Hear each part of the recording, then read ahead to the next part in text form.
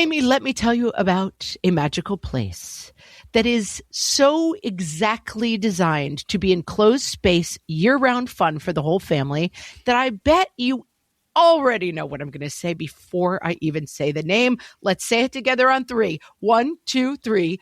Great Wolf Lodge. You got it, Amy. My kids loved Great Wolf Lodge when we went. You probably already know that it has a huge indoor water park with a wave pool, lazy river, a bunch of massive water slides. But then your pack can hit the other attractions because, wait, there's more. Great Wolf Lodge has adventure-packed attractions like Magi Quest, a live-action game kids can play throughout the lodge, plus the Northern Lights Arcade. Spent some quality time there, so your kid who loves the lazy river and your kid who loves fantasy games will both have a great time. Great Wolf Lodge also offers great dining options and complimentary daily events like nightly dance parties, all under one roof. Unpack the car once and you're settled in to have fun. And with 22 lodges across the country, you're always a short drive away from adventure.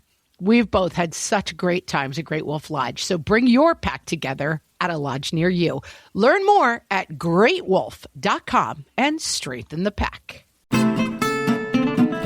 Welcome to Ask Amy from What Fresh Hell Laughing in the Face of Motherhood, solving your parenting dilemmas one question at a time. This week's question is from Heather, who says, I became a stay-at-home mom a year ago when my second child was born, and I'm struggling with a permissive husband and mother making me look like the bad guy.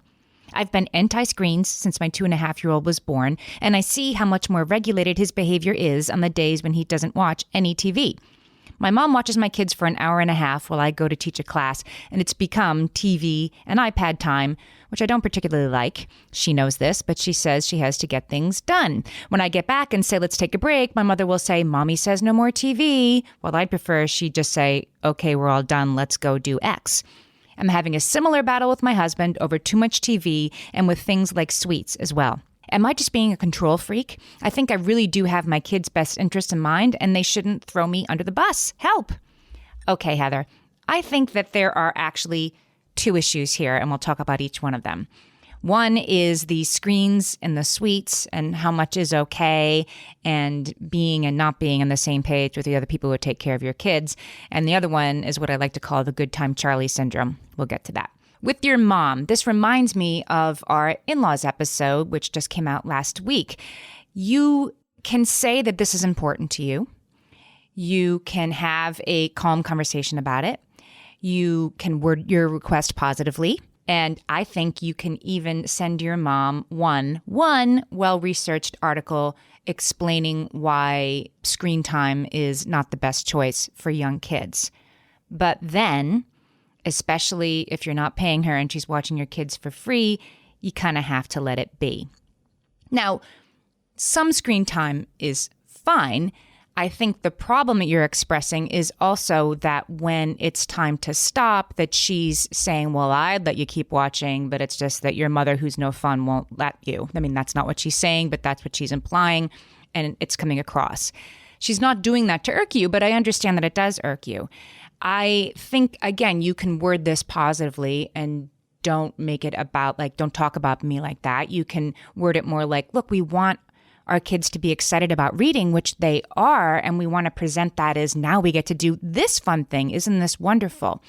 And you can always put things in place, again, as helpful suggestions, as positively worded requests. Like, I know that my mother-in-law watches my nephew a couple days a week, and his mom brought over kinetic sand for him to play with. And when my mother-in-law needs some time to do, anything else besides watch a 3-year-old, she can put him in his sort of booster seat and let him use the kinetic sand. It's not particularly messy as long as he himself is contained while he's playing with it. And she tells me he will play with that very happily for an hour.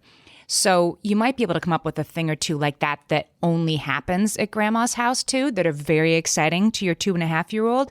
And that might make the default screen setting a little bit less appealing, even to your mom, who will love to see her grandchild having fun. With your partner, I think this is a little bit more complicated because it's going on more often in your house. I am with you. It's kind of not fair that when it's your spouse's turn if it's like everybody in soggy diapers and the TV's on the whole time, and then you're in charge again. And not only do you have to do the bath, the dinner, and the reading the books and all the things that aren't you checked out because they're watching screens, on top of it, you're being given the role of like, oh, here comes the one. It's going to make us do stuff we don't want, like read a book. That really isn't fair. I think, yes, it's a cheap win to get your kids to be quiet by giving them candy and giving them screens. And, our partners kind of know that when they let that happen, and we know it when we do it ourselves. But it's not fair to also make the partner who is saying we need to do something else now the bad guy for saying that. He shouldn't cement his relationship with your kids, in other words, by making you the queen of no fun. Again, I think you can explain that to him. He might not realize that these offhanded comments, which are funny, which are no big deal, are bothering you like they are.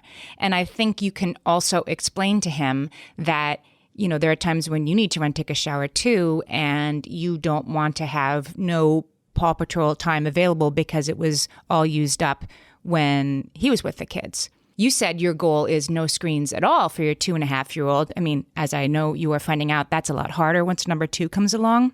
I think it's admirable to keep it to a minimum. To wrap up, you can positively word it. You can give them options. You can have special things that only happen at Nana's house. And then you kind of have to let go that some of those screens might happen when they're in charge. But I think you can ask nicely and push back on the messaging that those are a lot more fun than anything you have to offer. Send us your parenting questions. We might answer yours next. Email us questions@whatfreshhellpodcast.com. Thanks for listening.